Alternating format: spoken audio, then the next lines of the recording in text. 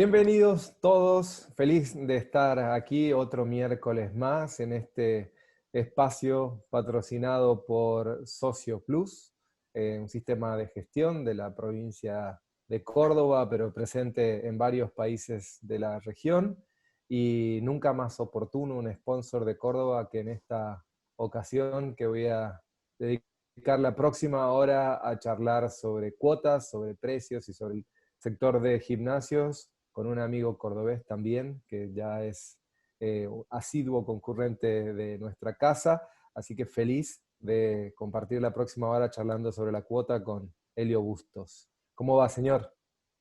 Pero muy bien, ¿cómo están ustedes? Aquí ¿Qué tal? desde Córdoba, Argentina, en el centro del Así país. es. Bueno, Elio, como vos sabes, este espacio el que hemos dado a llamar Un Café con, en este caso con Elio Bustos, lo destinamos desde hace algunas semanas y por algunas semanas más a charlar específicamente de un tema que aflige, que preocupa y que ocupa mucho a los emprendedores de este sector, que tiene que ver con el de las cuotas. En la mayoría de los casos estamos hablando de cuotas mensuales. Tema precios.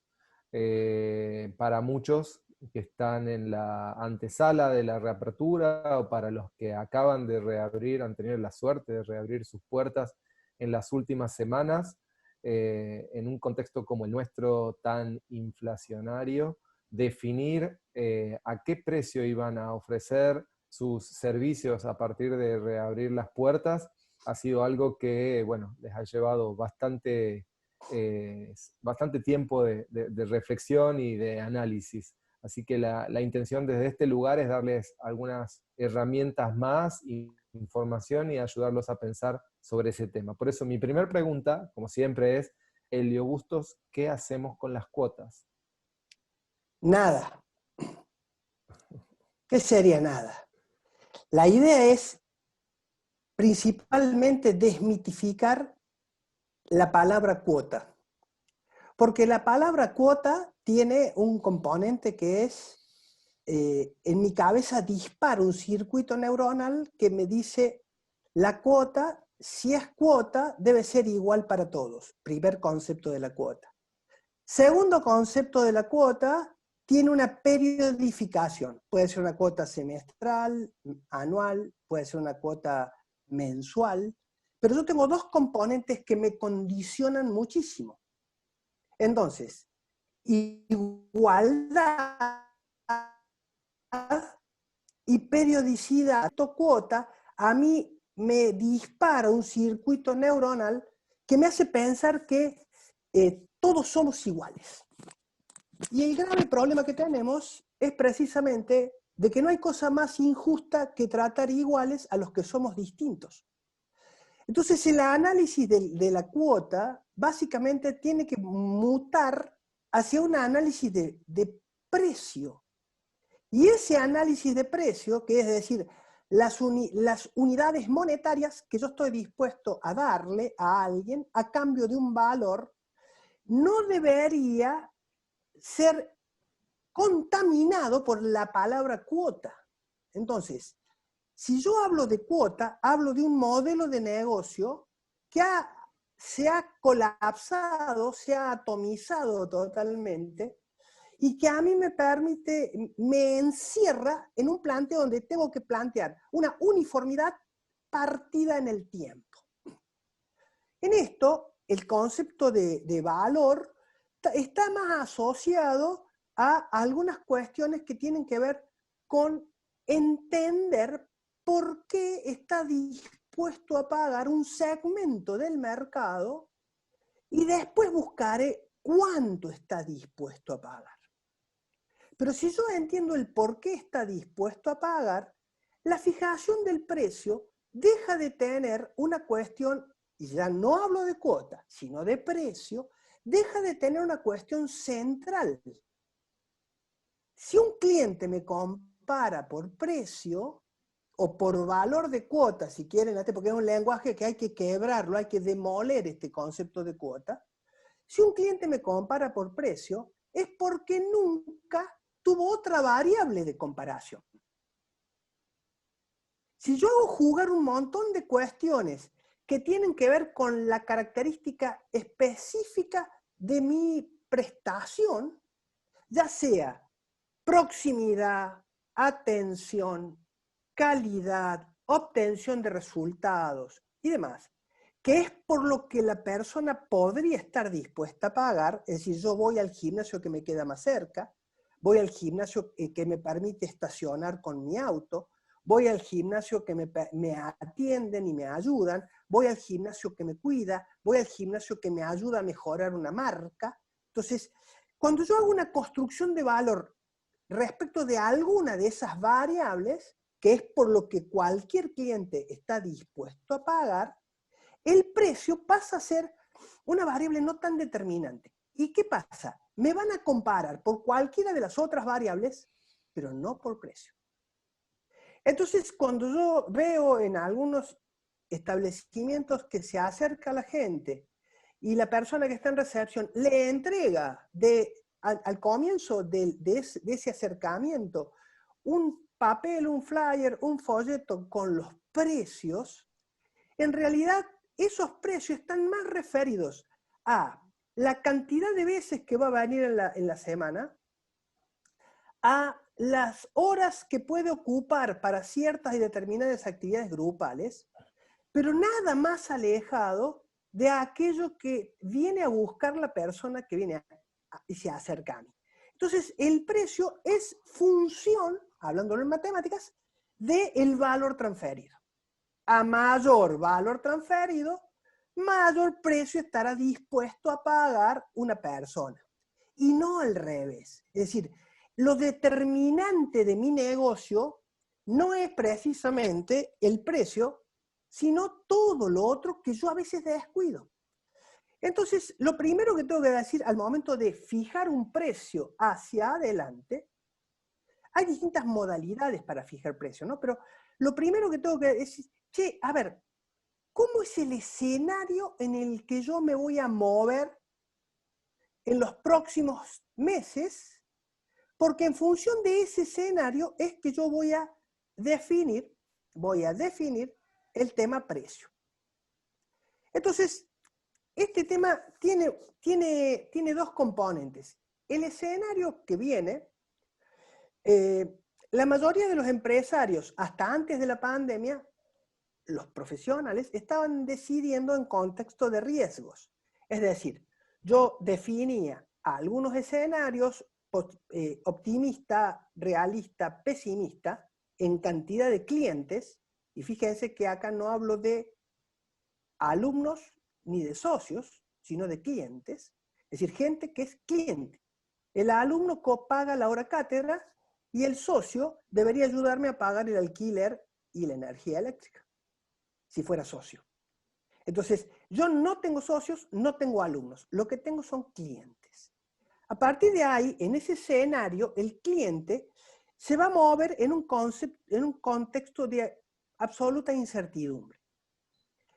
Esa incertidumbre a mí me lleva a entender de que mi negocio a veces depende de variables que no están a mi alcance, tanto para la apertura como para el cierre. Porque yo proyecto y defino cómo sería el escenario y fijo un precio para ese escenario y abro. Pero de golpe, si en la manzana en la que yo vivo aparece un caso de COVID y el organismo de salud dice se cierra toda la zona, yo estoy atado a variables que no manejo, que son determinantes para la sustentabilidad de mi negocio y para la rentabilidad de mi negocio. Entonces, ¿qué pasa? Al haber incertidumbre, aparece el miedo y ese miedo a mí me clava en la forma en que yo puedo decidir mi política de precio. El miedo me lleva a mí a tomar decisiones irracionales que tienen más que ver con el estado emocional que yo tengo que con la realidad del escenario en el que yo me voy a mover y de cómo la marca de mi negocio entró en cada uno de estos clientes. Entonces, hay un montón de autores que plantean que ya hubo un premio Nobel, cuyo principal título fue de su libro con el cual ganó el premio Nobel, El fin de las certidumbres. Es decir, en todo sistema complejo, como es cualquier empresa, ¿sí? El equilibrio es la muerte. Al contrario, todo sistema complejo trata de correrse del equilibrio para definir nuevas realidades. Entonces, muchos de nosotros tenemos en nuestra cabeza el hecho de, porque así funciona en nuestra cabeza, de tratar de normalizar el escenario que viene para poder operar sobre un escenario normalizado. Y en realidad, como es un sistema complejo, yo no tengo certidumbre de nada y tengo que aprender a distinguir dos variables. La primera es el futuro, ¿no es cierto? Que el futuro, ¿qué es lo que tiene? El futuro es imprevisible e impredecible. ¿Qué quiere decir? Imprevisible que no lo puedo ver. Impredecible que no lo puedo decir. Ahora bien, esas características de futuro pueden ser operables desde mi lugar y desde mi entorno, pensando cómo podría ser esto de que yo no puedo decir ni puedo ver, pero puedo imaginármelo. Ese es el futuro. ¿Puedo planificar el futuro? Sí. Lo que no puedo planificar es el devenir, es decir, es lo que verdaderamente va a pasar. Entonces, aún en un escenario de incertidumbre, todo sistema complejo debe tratar de delinear un futuro. ¿A partir de qué? De aquello que yo no puedo decir y no puedo ver, pero sí de lo que yo puedo imaginar. Entonces, bajando a tierra todo este marco teórico, filosófico, por llamarlo así, que explica de alguna manera cómo nosotros nos solemos mover, tenemos que pensar lo siguiente. La única manera en que yo puedo delinear el futuro es haciendo foco. Es decir, yo no puedo abarcar toda la realidad tan compleja de tantos subsistemas que interactúan. Porque, por ejemplo, un sistema es el fiscal, otro sistema es el comercial, otro sistema es el administrativo financiero, otro sistema es el de producto, otro sistema es el de mercado. Entonces, si frente a estas realidades, en donde constantemente se están corriendo de su equilibrio, y a mí tengo que pensar, yo, ¿cómo puedo hacer foco? Entonces yo tengo que focalizar un segmento de ese futuro que yo me imagino y trabajar sobre ese segmento, con absoluto foco. Entonces, lo primero que yo tendría que ver es lo siguiente. Los escenarios pueden ser a grandes rasgos de dos formas. Lo primero es cuando la demanda, parece que se me dan vueltas las manos acá, la demanda es mayor a la oferta. Cuando la demanda es mayor a la oferta, es sencillo. ¿Por qué? Porque yo oriento mi organización a servicio. Si demanda ya tengo. A mayor cantidad de servicio, mayor venta, mayor rentabilidad, mayor ganancia. A mayor cantidad de sedes, hay demanda para sustentarla, abro nuevas sedes, desarrollo un mercado, mayor porcentaje de ocupación, y ahí básicamente el eje que atraviesa toda esta realidad es la masificación. ¿Por qué? Porque yo al tener tanta demanda, me puedo dar el lujo de fijar una cuota. Si total me sobra demanda. La cuota, ¿qué es lo que hace? Masifica, iguala. Y a mí me asegura un flujo de caja todos los meses que empieza track. Este mes cobro tanto, este mes cobro tanto. Si los tengo en débito automático, funciona bárbaro. Si los tengo en tarjeta de crédito, mejor. Hago planes largos. Es decir, tengo toda un tablero de indicaciones para un escenario donde la demanda supera la oferta. No es este el escenario, lamentablemente. Entonces, en un escenario como ahora, en donde la oferta es mucho mayor a una demanda retraída, una demanda comprimida y cada vez más chiquita, me obliga a mí a segmentar y a hacer foco para ir seccionando pedacitos de esta demanda para ser muy quirúrgico en el análisis de precio para cada uno de esos segmentos. ¿Voy bien hasta acá, Guille? Sí, perfecto. O sea, vas a tener básicamente tantos precios como tipos de clientes tengas. Pero como tantos tipos de clientes yo defina. Claro. Es decir, estamos hablando de una modelización de futuro. Esa modelización de futuro, ¿qué es lo que tiene? Tiene una característica muy puntual. Así como cuando la demanda era mayor a la oferta, yo me orientaba a servicios, cuando la oferta es mayor a la demanda, así, ¿sí? Cuando la oferta es mayor a la demanda, yo me tengo que orientar a cliente. Toda mi organización tiene que ser traccionada por el cliente. ¿Por qué? Por los deseos de ese cliente. Vos fíjate que hay una cosa muy graciosa. Posteamos en Mercado Fitness una foto que vos me hiciste postear a mí que decía, armó su propio gimnasio en su casa y no va. Sí. Ujú. Bueno, ahorita voy a decir, ¡guau! Qué loca, ¿no? Vos sabés que yo posteé esa foto con una doble intención, muy malvada de mi parte. ¿Por qué? Porque digo, a ver, ¿qué me contesta cualquier persona? Entonces uno me ponían porque era vago, porque no tenía conducta, porque no tenía... Nadie me contestó en la línea de que yo esperaba que me conteste. ¿Por qué una persona se compra una prenda que no usará nunca más? ¿Por qué una persona compra un gimnasio, lo instala en su casa y no lo usa? Es el mismo disparador de conducta. La gente hoy tiene el fuerte condicionamiento social de hacer actividad física. Entonces, si yo compro y instalo un gimnasio en mi casa y no voy, es para satisfacer un fuerte condicionamiento social que me dice, está mal no hacer actividad física. Entonces, en el aspiracional, yo me compro el gimnasio y lo instalo, y en mi cabeza está como que estoy haciendo actividad física, porque tengo el gimnasio. Claro.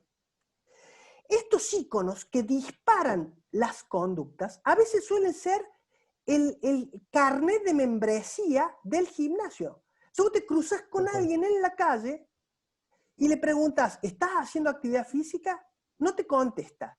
Va a su billetera, saca el carnet del gimnasio y te dice, mira. Y con eso él frena esa demanda social de que debes hacer actividad física.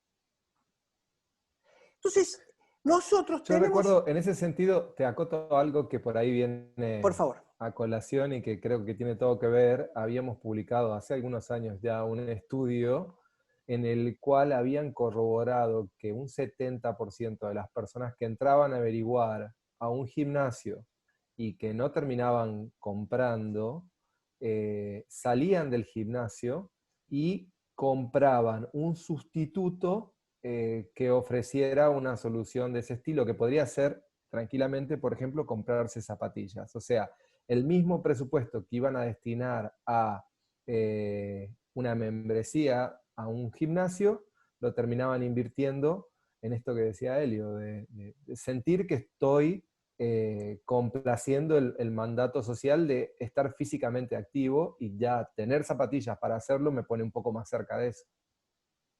Fíjate vos, y a vos te consta, Guille, yo trabajé para una empresa multinivel en Argentina que trabajaba básicamente esa necesidad y tenía precios muy superiores a los que tenían las principales marcas a nivel mundial.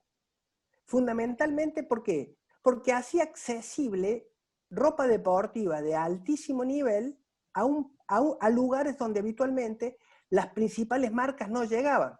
Una vez hablando con los principales encargados de marketing de Adidas y de Nike, me dijeron, me los presentaste vos, Guille, me dijeron que a ellos ciudades de menos de 600.000 habitantes no les interesaba. Entonces era una oportunidad de negocio impresionante. ¿Por qué? Porque la gente se compraba equipos de varios cientos de dólares, solo para ir al supermercado a comprar el sábado a la tarde.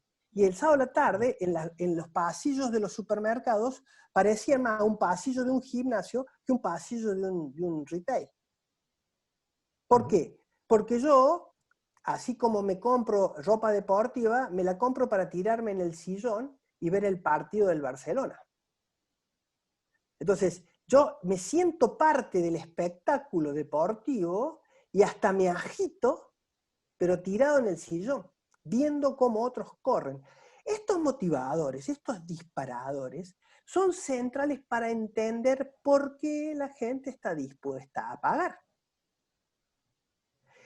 La potencialidad que tiene la industria para satisfacer verdaderamente y simbólicamente esta necesidad es brutal. Lo que sucede es que la industria no ha trabajado la cabeza del cliente en ese sentido. Nosotros seguimos vendiendo membresías. Y lo que la gente busca es satisfacer una necesidad o cubrir un deseo. Y esto tiene que ver entonces, ¿por qué? Porque cuando la demanda es menor a la oferta, yo tengo que orientarme al cliente. Y acá, fundamentalmente, ¿a qué me va a llevar? Al tener menos clientes, yo voy a trabajar sobre variables de retención, es decir, ¿cómo retengo a los que ya tengo? ¿Sí? Y variables de personalización por segmento. Para esto, nosotros tenemos que entender, por ejemplo, cómo funcionan las grandes marcas. Las marcas de automóviles...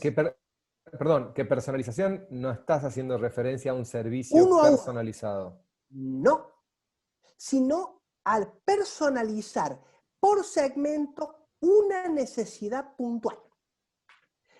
Fíjate hasta qué punto yo hago un programa de descenso de peso, ¿sí?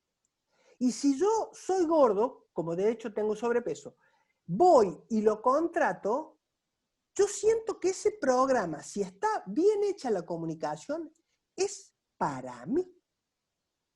Y yo me siento único ahí. Es lo que experimenta una chica haciendo zumba. Una chica va a una clase de zumba y la relación es bidireccional, ella y la profe. Y se siente que ella es la profe, aunque está rodeada de gente que está haciendo lo mismo, mejor o peor que ella. El trabajo que se hace en la clase grupal, y acá uno se da cuenta claramente quiénes son verdaderos instructores y quiénes dan una clase, es atender a la diversidad. Vos en una clase grupal tenés la primera línea, que son las top, que bailan igual o mejor que la instructora. La línea del medio, que quiere, viste, bueno, viene, trata de mejorar y demás. Y al fondo, lo que llevan menos de un mes. ¿Cómo yo capacito al instructor para que me segmente esa clase grupal, por lo menos, en 3? Es decir, seguimos en la industria dando un único estímulo a realidades totalmente distintas. En ese sentido, seguime en el razonamiento y decime, el precio, o sea, porque sí. Estoy siguiéndote en tu razonamiento. Usando un mismo estímulo como la industria normalmente hace, ¿no? En su mayoría, a realidades distintas, sin personalizar el servicio básicamente de ningún modo, es coherente entonces que tampoco haya personalización en la cuota y que usen la misma cuota para todos. Todo tiene que ver con todo, Guillermo. Exactamente, el razonamiento tuyo es masificación. O sea, Es un mismo estímulo, una misma cuota, un mismo horario, un mismo instructor. Es decir, yo El tengo... problema con ese modelo es que hoy no tenemos volumen, o sea que en el contexto que vos estás o que estamos imaginando, no hay volumen suficiente de gente con presupuesto para que y además estamos limitados en la capacidad de gente que vamos a atender, aun si tuviéramos la demanda. Se eh, agotó. Ese modelo de negocio se agotó. Ya no es más viable. Entonces yo me obligo a qué? Me obligo a trabajar en este sentido. Lo primero que yo tengo que hacer es segmentar inteligentemente por necesidad o por problema a resolver. ¿Por qué? Porque si solamente un 8% o un 38% de la población hace actividad física, hay 6 personas de cada 10 que no están haciendo actividad física. Que no están haciendo actividad física de la manera en que yo la estoy proponiendo. Si yo encuentro una manera diferente de esto, de proponerlo, voy a tener una ampliación de mercado respecto de aquellos que no estaban haciendo actividad física, que han logrado digitalizarse y han visto en su hogar a alguien hacer actividad física al frente de una pantalla. Entonces son tiempos en donde la curiosidad hace ver de que yo podría, sin exposición muy grande, acercarme a la actividad física de una manera gradual sin tener que exponerme a esto. ¿A qué me refiero con esto? Nosotros necesitamos pensar ese futuro con un criterio de segmentación inteligente. Si yo ya no puedo segmentar por edad, no puedo segmentar por precio, no puedo segmentar por localización, por geolocalización, yo tengo que segmentar por aquellas variables que son las que disparan la necesidad, me llevan a la conducta, me llevan a moverme, me llevan a ir, me llevan a acercarme, me llegan a contactarme. En realidad estoy a un clic del negocio. Porque con un clic yo ya tengo a esa persona adentro de mi negocio. Un clic, solo un clic necesito. ¿Para qué? Para cambiarle la vida a una persona. Entonces la segmentación inteligente tiene que ser todo un desafío para la industria en estos tiempos que vienen. Una vez que consigo ese clic, me gusta, me llego, estoy, lo que tengo que trabajar son los árboles de decisión.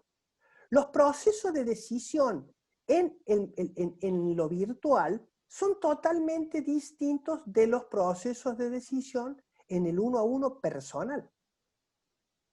Entonces yo tengo que trabajar criterios en donde los árboles de decisión constantemente y a la velocidad de lo digital vayan presentando pares de opciones. ¿Sí? ¿Por qué? Porque a medida que más tiempo te mantengo conectado conmigo, aumenta la probabilidad del cierre. Si yo empiezo a medir, de acuerdo a la maquetación de mi página web, de acuerdo a la forma y a las pantallas que voy proponiendo, de acuerdo a cómo me manejo en las redes, cuánto tiempo permanece la gente en cada uno de esos espacios, yo puedo ir ajustando este árbol de decisiones. Primero, o sea, yo te tengo que provocar. Si yo no te provoco, vos no vas a reaccionar. Es más, vas a pasar esta página sin ningún tipo de pena ni gloria. Yo te provoco. Entonces te digo, ¿has hecho actividad física en los últimos 2 meses? Obviamente que no. Si es sí, lo llevo por un lado del árbol. Si es no, lo llevo por otro lado. Y ya que conseguí un segundo clic, ¿sí? De estas 3 opciones, ¿cuál es la que te gustaría? Tac, ¿sí? Y a partir de ahora, sí, hacen pausa. Ahí, a partir del tercer clic, yo ya tengo un equipo de gente que está cerrando la venta. Porque pasé las tres barreras más grandes que la persona ya cuando se contacta, ya sea con un robot o con un chat, la persona ya bajó la guardia. ya está en ese. Entonces, el árbol de decisión aumenta la efectividad en un escenario de escasísima demanda. Entonces, apareció un clic, ese clic no se me escapa. Soy como un pitbull, ¿viste? Esos perros que muerden y traban la mandíbula, no los largo. Elio, a ver, supongamos entonces que como para poder transmitir algunas herramientas con base en este análisis, ¿no? Sí, Supongamos que el emprendedor comparte la visión y toma y se imagina un escenario tal cual lo estás describiendo, de muy escasa demanda, y entiende la necesidad de segmentar y de personalizar en función de las necesidades. Eso lo entiende. Y coincide. Ahora, vos habías hablado de modalidades o maneras de fijar precios, ¿no? sí, sí, sí. Eh, ¿Por cuáles puede optar? ¿Cuál es tu predilecta, tu modalidad predilecta, considerando todos estos aspectos que ya has dicho, ¿no? O sea, yo me olvido del concepto de cuota y ahora voy a crear un producto que es un programa de descenso de peso para mujeres de posembarazo.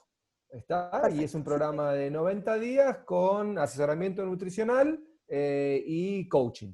Y además, obviamente, ejercicio físico. ¿Está? Bien. Eh, Lo primero, yo tengo distintas maneras para perfilar a los clientes. ¿Por qué? Porque yo debería poder, a través de distintos árboles de decisión, saber cuál es su capacidad de pago que tiene. Entonces la publicidad yo la oriento en función de una segmentación en donde incorporo ciertos y determinados comportamientos de compra y gustos de eso que me aseguran un cierto nivel socioeconómico. Primer dato. El segundo dato, yo trabajo sobre un planteo que es cuánto está dispuesto a pagar esa persona por el beneficio que va a conseguir. ¿A qué me refiero con esto? Yo cuando jugando a la pelota o andando en bicicleta me doblé un tobillo. Yo quería volver a caminar y volver a andar bien. Me fui a una persona que hacía kinesiología y yo estaba dispuesto a pagar por volver a caminar, pero ella me cobró una consulta médica. Hay una fuga de valor muy grande en esto. Entonces, a la hora de poder claro, chequear te hasta cobró cuánto, por su tiempo, determino la te idea, cobró como si, claro. ¿no? Pero no por lo que yo estaba dispuesto a pagar. Entonces lo que tengo que hacer es, y vuelvo a lo de recién de las grandes marcas de autos, yo le doy una entrada a gama muy baja. Por ejemplo, el A1 es un auto que es de entrada a gama. Ahora, la empresa sabe que una vez que yo compre la marca, trabajan sobre mi aspiracional para escalar dentro de la misma marca a distintos modelos hasta que yo me compre un Serie 5. Entonces, vos me decís, ¿esto es política de precio? Claro que es política de precio. Pues yo no puedo saber el ancho de tu billetera. Pero sí, una vez que estás dentro del sistema, yo te voy provocando y te voy facilitando las cosas para que vos el primer mes entres en el segmento de entrada, pero automáticamente vayas escalando dentro de esos niveles. ¿Para qué? Para que llegues al servicio premium que es el que yo te quiero vender en definitiva. ¿Cómo lo hacíamos con la ropa en su momento? Nosotros poníamos una modelo en página impar con un short blanco a lunares brutal. Divino le quedaba. Y en la hoja par de esa, la anterior a la hoja impar, poníamos un short negro. Entonces, a nosotros nos interesaba vender el short negro. La chica veía el short a lunares y decía, qué divino que le queda. Giraba la vista, veía el short negro, compraba el short negro, pero cuando se lo ponía, en su cabeza se estaba poniendo un short a lunares. Es lo que nos pasa a los varones cuando compramos unos botines Messi. Yo me compro los botines y soy Messi, más allá de la edad que tenga. La identificación es lo que me lleva a la acción. Entonces, es fundamental que en el escenario de escasa demanda, yo lo haga entrar de una manera muy simple en mi negocio y lo haga escalar de manera inteligente. Por eso yo hablaba de segmentación inteligente. Hay muy pocos clientes y va a haber muchos menos con escasísimo poder adquisitivo. Y hablo para la mayoría de los establecimientos del interior del país y los que están fuera de las grandes urbes. Entonces, debo entender de que yo rápidamente tengo que ser inteligente en que entre para que no compita en su ingreso con el cine, con las zapatillas o con el gimnasio. Ya lo tengo adentro de mi sistema. Y una vez que lo tengo adentro de mi sistema, mi política de precio tiene que ser atada a escalar en el valor. Y ese valor tiene que ser aspiracional. Por ahí yo veo una obsesión en demostrar de manera objetiva los avances que voy teniendo en mi ejercitación. Y fíjense que yo uso ejercitación y no entrenamiento. Para aquella persona que jamás hizo actividad física, la palabra entrenamiento le suena muy extraña y lejana. Porque para el común de la gente, los que entrenan son los profesionales. Y así como yo digo, hay que demoler el concepto cuota, hay que demoler la palabra entrenamiento si quiero llegar a un público que nunca hizo actividad física. Yo tengo que encontrar sinónimos a entrenamiento, porque el entrenar tiene un componente, por lo menos en Argentina, que tiene que ver con el alto rendimiento, con el que tiene la disciplina para hacerlo, con el que tiene el objetivo clavado acá, y eso ahuyenta a aquel que nunca hizo actividad física. Entonces, volviendo a este tema, una vez que yo digo, voy a segmentar inteligentemente por aspiracional, y voy a encontrar esto, yo tengo que ser inteligente porque ahí planteo objetivos a cada uno de esos segmentos. Le planteo un objetivo de ascenso de peso. ¿Cuál va a ser el objetivo? Y un resultado. Ahora bien, yo tengo que ser muy claro que lo que yo aseguro no son resultados, sino proveer los medios para que el cliente obtenga el resultado. Yo puedo proveer los conocimientos, el equipamiento, el aliento, el impulso y todo, pero si el cliente no cierra la boca y deja de tomar alcohol, no va a bajar de peso. Entonces, por allí, en la promesa de marca que yo hago es, vas a bajar de peso. No, pará, hay un 50% de parte tuya y otro de parte mía. De parte mía, ¿a qué me comprometo con esta promesa de marca?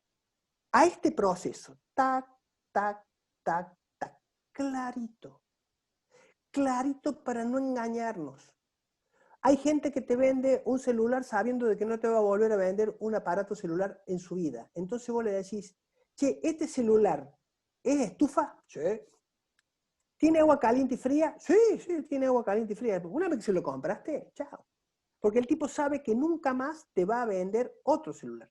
Pasa muchas veces con los vendedores de autos. En cambio, en la relación nuestra, en donde establecemos vínculos con los clientes, yo tengo que ser muy claro en la promesa de marca.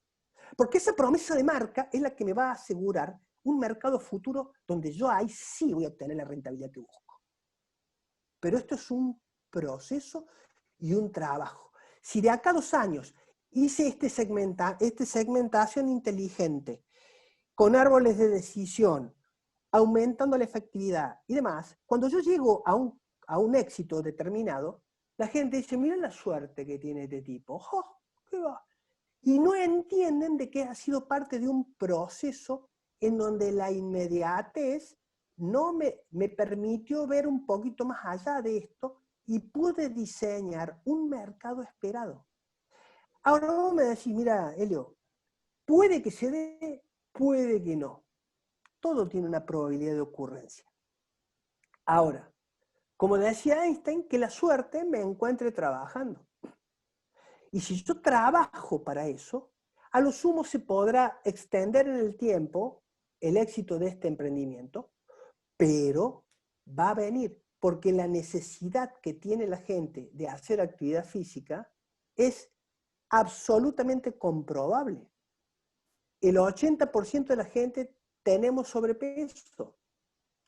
Hay obesidad mórbida, hay un montón de lesionados, hay un montón de gente que necesita descansar mejor. Yo dando un curso el otro día para vendedores de autos, pregunté de los 32 que había, ¿cuántos tomaban pastillas para dormir? 30 levantaron la mano. Entonces, ¿hace falta esto? Claro que sí.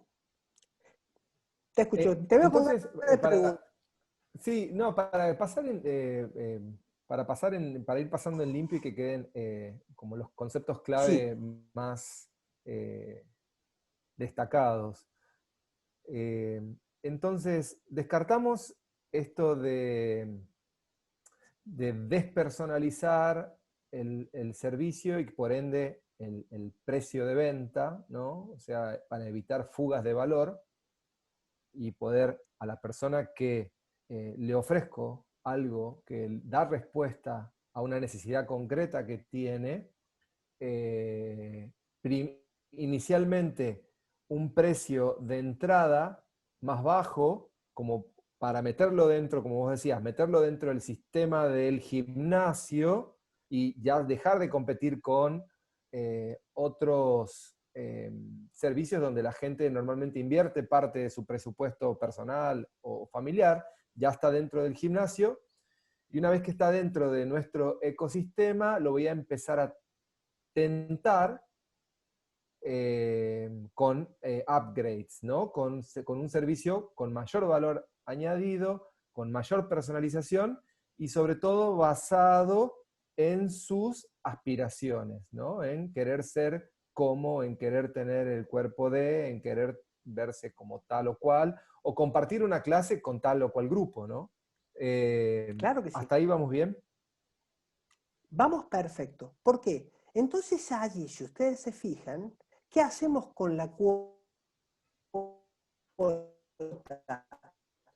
ahora? Respondiendo a la pregunta que te... Naturalmente nos va a ir mostrando cuánto está dispuesto a pagar cada uno y ese será el precio referencial para el segmento. Es decir, a mí me ha sucedido, después de hacer este trabajo con distintos clientes, en donde yo he preguntado directamente, ¿cuánto estarías dispuesto vos a pagar por esto?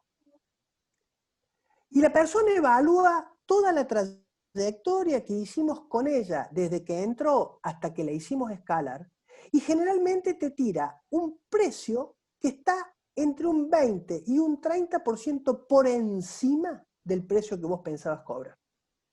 Claro. Es la diferencia de lo que vos decías recién, o sea, esa médica o ese kinesiólogo que te vendió una consulta, si te hubiera preguntado a vos cuánto estás dispuesto a pagar por sacarte el dolor que tenías y que puedas nuevamente andar en bicicleta, quizás tu respuesta hubiera estado por encima de lo que te cobró la consulta. Que es lo mismo que se la cobró a cualquier otro que tenía otra necesidad u otro deseo. Es la analogía del concepto cuota. Por eso, yo qué es lo que planteaba en este escenario, en donde yo no puedo definir el devenir, pero sí puedo modelizar el futuro. es que necesito un nuevo lenguaje para una nueva comunicación. La industria tiene que descubrir un nuevo mensaje para una nueva comunicación. Cuando aprendamos a comunicar correctamente, se nos va a abrir un mercado impresionante, en donde el que va a marcar la diferencia va a ser el que tenga esa habilidad de integrar toda la oferta que hoy tiene, offline, online, en función de la necesidad y de la aspiracional de ese otro. Si ustedes le preguntan a alguien si quisiera descansar mejor, dormir mejor, subir las escaleras sin agitarse, trabajar de una manera más cómoda, disfrutar de lo que les gusta y poder llegar a un rendimiento mejor y sin demasiado esfuerzo, más eficiente en esto, ¿quién puede decirles que no? Entonces, si yo se lo hago experimentar y voy mostrándole las distintas... Esto todo se puede meter dentro de un proceso. Las grandes empresas del entretenimiento, dentro de las que está Disney sin dudas, trabajan procesos. ¿A partir de qué? De estudiar esos puntos de dolor que tiene el cliente. ¿Cuáles son los puntos de dolor que tiene el cliente en el gimnasio, fuera del gimnasio? Y esos puntos de dolor que lo llevan a no tomar la determinación de salir y hacer actividad física. Es por ahí donde yo tengo que trabajar. Entonces, cuando yo digo, se compró un gimnasio, lo instaló en su casa y no va, claramente, ese negocio de quién fue y del que vendió el equipamiento. Entonces, la motivación del que vende el equipamiento va a eso. Che, vos me lo compras, después si lo usás o no lo usás es un tema tuyo. La motivación que me lleva a mí a recibir y pagar por ello, por un servicio determinado, es otra. Cada uno de los actores en esta industria tiene motivaciones distintas, que deben responder a la necesidad de un cliente puntual. Hay esa fuga de valor entre lo que yo estaría dispuesto a pagar y lo que verdaderamente el otro me cobra, es algo que nosotros jamás nos hemos puesto a estudiarlo. Hay industrias que esto lo trabajan pero muy bien. Por ejemplo, hay organizaciones... ¿Te puedo hacer una acotación ahí? Que quizás que es algo que te quería preguntar en el marco de este reportaje y me parece que tiene que ver con esto. Y que es algo que vengo comentando desde hace algunas semanas, ¿no? Cómo nosotros como industria hemos corroborado en el contexto de cuarentena que un consumidor tipo de gimnasio estaba dispuesto y en condiciones a pagar por el alquiler de uno de los elementos del gimnasio, por lo menos el doble, a veces el triple, de lo que venía pagando por la cuota por mes de ese gimnasio. ¿Eso no te da una pauta o por lo menos un indicio de esa fuga de valor? Es el mejor ejemplo, Guillermo. Es el mejor ejemplo. Sencillamente, ¿por qué? Porque yo puedo, por ejemplo, yo cuando tengo un cliente grande, ¿qué es lo que hago? Lo primero que averiguo es cuánto cobra el gerente general. Jamás puede cobrar más que el gerente general. Segundo, decir, che, a ver, el tipo que me va a pagar, ¿cuántos días de facturación le significan? Entonces yo he llegado a la conclusión de que a mí me conviene cobrar por una unidad que son los días de facturación del cliente, o por el valor de un sueldo de un empleado de comercio categoría inicial, y el tipo me dice, claro, porque en realidad te estoy pagando a vos como consultor igual que le pagaría a un tipo que me lleva una factura al banco. En realidad, ese es el juego mental que uno hace cuando en realidad ese tipo está trabajando 8 horas por día, de lunes a sábado, y yo estoy con él media hora por semana.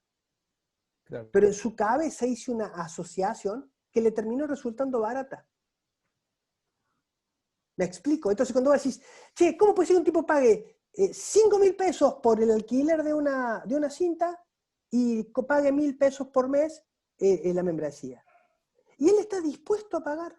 ¿Por qué? Porque él entiende de que la cinta personaliza su experiencia. Y hay un concepto que nosotros jamás hemos trabajado y que es fundamental, que para fijar precio, escasez es sinónimo de exclusividad. Entonces, si vos le decís, mira, tengo solo 30 cintas para alquilar, o 20 bicicletas para alquilar, y solo 20. Ahora, no cualquiera va a poder entrenar de la manera que va a entrenar aquel que tenga en su casa una bicicleta. Entonces, es el famoso chiste del borracho, que cuando dicen, no le voy a vender más alcohol, y el tipo dice, bueno, pero que mi plata no vale. Y esto, ni más ni menos, la fuga de valor acá se hace perceptible. De no haber sido en esta situación, eso hubiera quedado ahí perdido en el tiempo. Entonces, los gimnasios boutique y demás son más un título que una realidad. Porque la experiencia que yo le hago vivir al cliente tendría que estar en cada uno de los segmentos definido el camino del cliente. Quiero que en este hito haga tal cosa, aquí haga tal otra, acá le hago una encuesta, acá le pregunto tal cosa, acá lo testeo, acá lo llevo, hago un evento donde él muestre sus avances, le hago un testeo, voy a trabajar. Entonces voy a decir, che, a ver, para cada uno de los que va o de los que se contacta con vos, y acá es donde hay otro quiebre, el gimnasio físico ya no es determinante, porque lo que la industria vende es una experiencia. Esa experiencia que vende es central. Que tenga una parte física, offline, y una parte online, es instrumental. Porque yo puedo hoy socializar a través de un Zoom. Si el tipo que me lo propone es inteligente. ¿Cómo puede ser? Una banda de cuarteto en Córdoba, este sábado tenía 32.000 personas en Instagram. El baile en casa. Ese tipo, el próximo baile físico que haga, va a quintuplicar la cantidad de gente que vaya.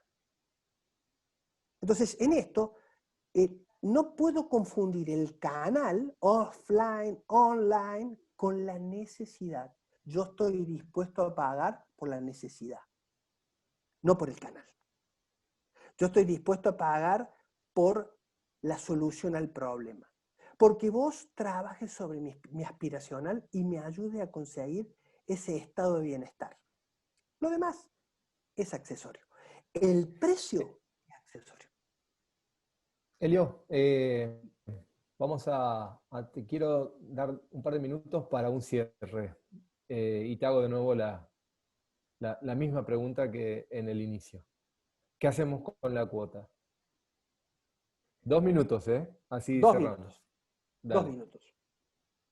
La cuota o el precio en este caso son las unidades representativas del valor que yo recibo. Cada uno de los que propone esto jamás se ha ocupado en mostrarle a su cliente que para llegar a ese punto se formó, estudió, invirtió, proporcionó un espacio y trabajó con un entorno para una experiencia. ¿Qué hacemos con la cuota? La cuota tiene ese componente de fuga de valor que lo tengo que eliminar. Así como tengo que eliminar la cuota que masifica, también tengo que trabajar fuertemente sobre cómo yo veo mi política de precio. jamás pienses con tu billetera. Pensá con la billetera de tu cliente. Y ahí vas a conseguir una rentabilidad insospechada. Gracias, amigo. Te, Ha sido un gusto. te transmito un saludo de Huguito Amaya que nos está viendo ahí. Otro amigo. Un agradecimiento, un abrazo y un agradecimiento para vos, para Socio Plus, software de gestión. Los invito a visitar @socioplusar para más información sobre las prestaciones del sistema. Y será hasta la semana que viene, conversamos otra vez más, fue una hora más en el cuarto encuentro, en este caso con Elio Bustos, hablando una hora sobre precios, en este caso. Vamos a dejar de lado la palabra cuota. Les mando un abrazo y los esperamos el miércoles que viene a las 3 de la tarde para un nuevo café. Un abrazo. Chau, chau. Un gran abrazo y a disposición de todos ustedes.